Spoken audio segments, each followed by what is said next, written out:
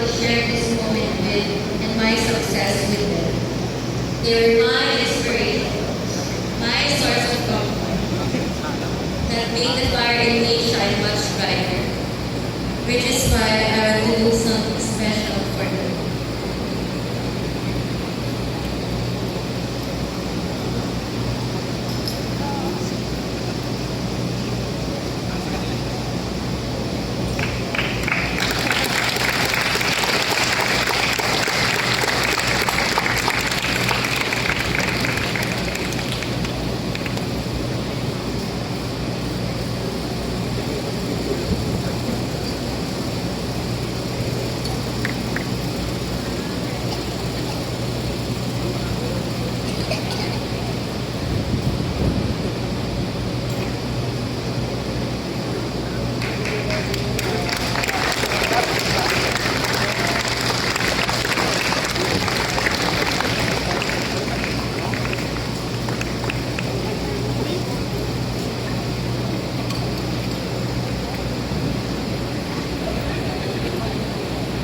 My hard-earned medals are not only for me, but it is also for the four special people in my life who are behind my success.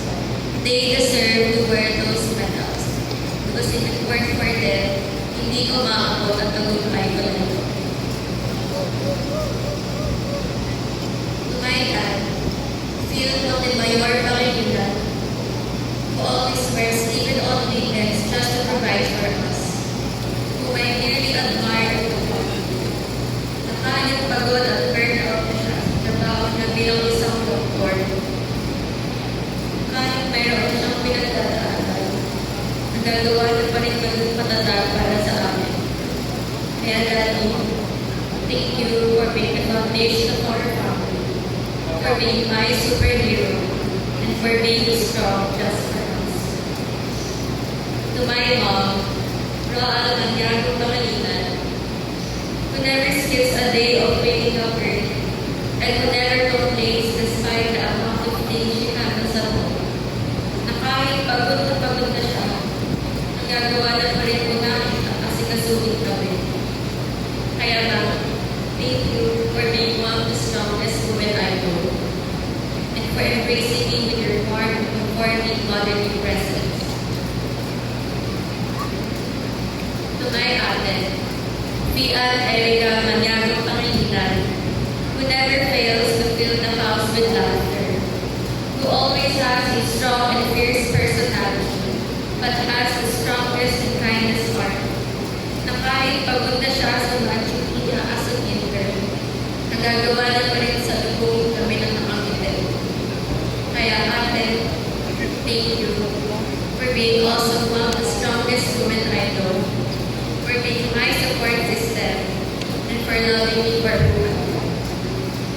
And of course, to my advisor, who my classmates and I consider as our tatay, Mr. Valentino O. Abalo, who never fails to show his endless love and support to us, who has made countless sacrifices for us, who takes time to talk to each one of us just to ensure how we have been coping up, and gives us advices and lessons that we could depend on.